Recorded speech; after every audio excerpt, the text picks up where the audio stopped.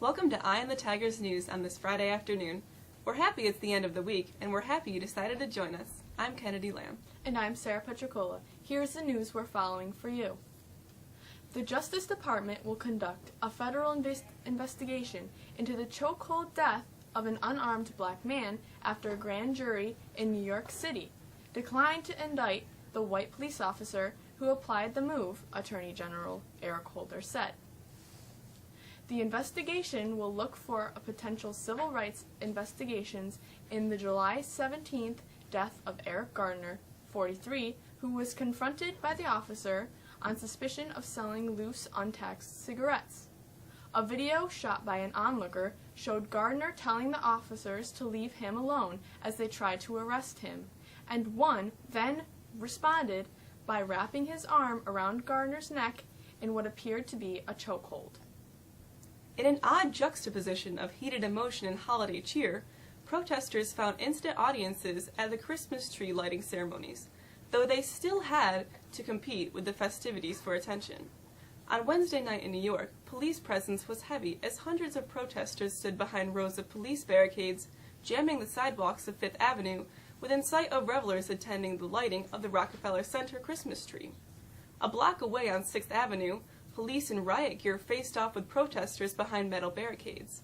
But the annual tradition went on as planned. Similar situations took place in Philadelphia, Boston, and other large cities in the country.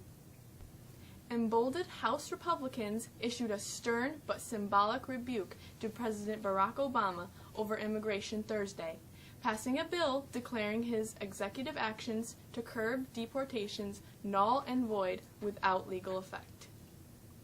Outraged Democrats, immigrant advocates, and the White House said the GOP was voting to tear families apart and eject parents. A Florida bus driver is being hailed as a hero after helping to rescue nearly 40 children from a burning school bus. Christina Berman was driving the middle school students at about 7:15 a.m. Wednesday in Polk County, Florida, when the students started to smell smoke. As the smoke thickened, Berman hustled the students off the bus while calling 911 dispatchers.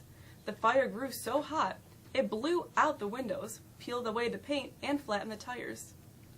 The flu vaccine may not be very effective this winter, according to U.S. health officials who worry this may lead to more serious illnesses and deaths.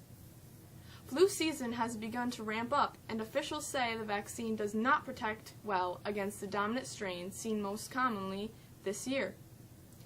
That strain tends to cause more deaths and hospitalizations, especially in the elderly. We had to share this story with you.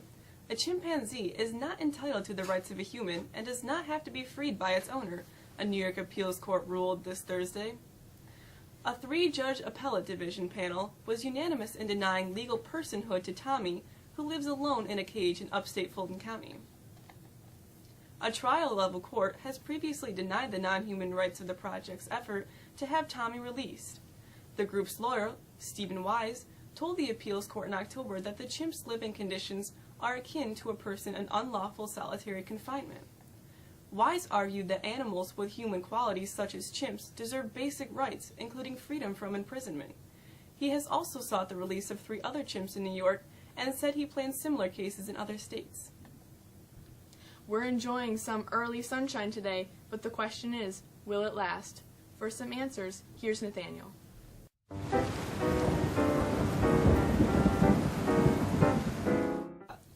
Well, unfortunately, it's not going to last.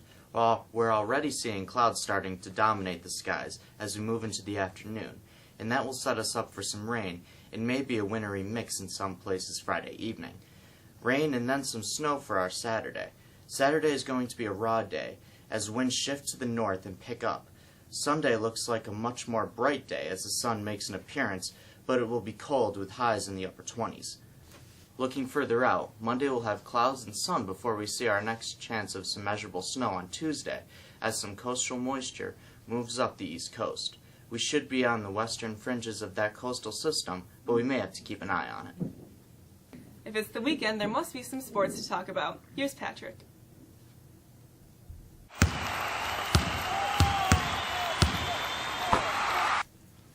Mexico girls hoop opens its season tonight when the team hosts league rival Cortland. Tip time is scheduled for 6:30. Refereeing is becoming dangerous. Just a few days after an elbow to a referee left him motionless on the floor at Barclays Center, another college basketball official has fallen prey to painful accidental contact during a tip-off. David Hall, a veteran Pac-12 and Mountain West official, took a hard blow to the head while tossing up the opening tip at Wednesday night's Wichita State-Utah game. We reported earlier this week that the 76ers were on the verge of basketball history as they took their 0-17 record to Minnesota.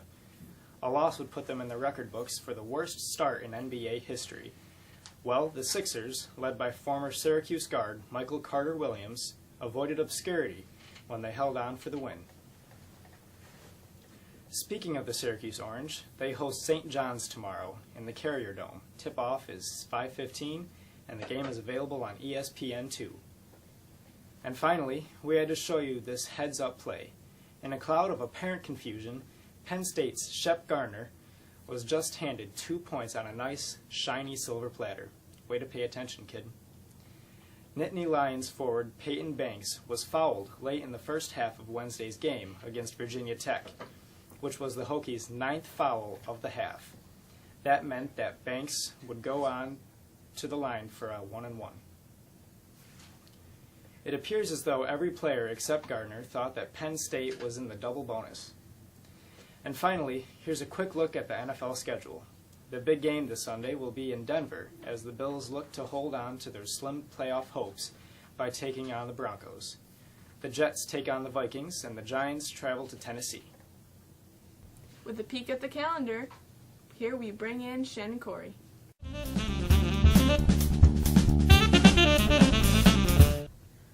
A look at the calendar shows that the Mexico's musicians will hold their annual winter concert next Tuesday, beginning at 7.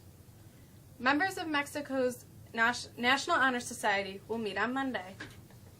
Operation Reindeer, the activity of packaging gift bags for families, will take place next Thursday, December 11th, beginning at 2:30 at the Presbyterian Church on Church Street.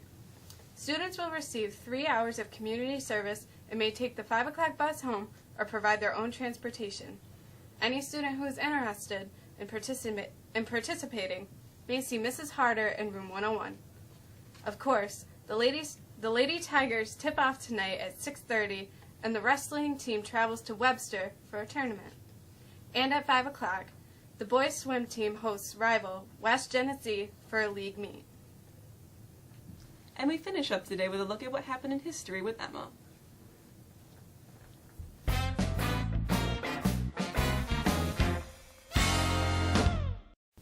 On this day in history, in 1791, composer Wolfgang Amadeus Mozart died in Vienna at age 35. In 1848, President James Polk triggered the gold rush of '49 by confirming that gold had been discovered in California. In 1933, national prohibition came to an end as Utah became the 36th state to ratify the 21st Amendment to the Constitution, repealing the 18th Amendment. In 2006, New York became the first city in the nation to burn artery clogging trans fats at restaurants. That's all for us. Thanks for checking in with us. I'm Kennedy Lamb. And I'm Sarah Petricola. For the staff of Eye on the Tigers News, have a great weekend.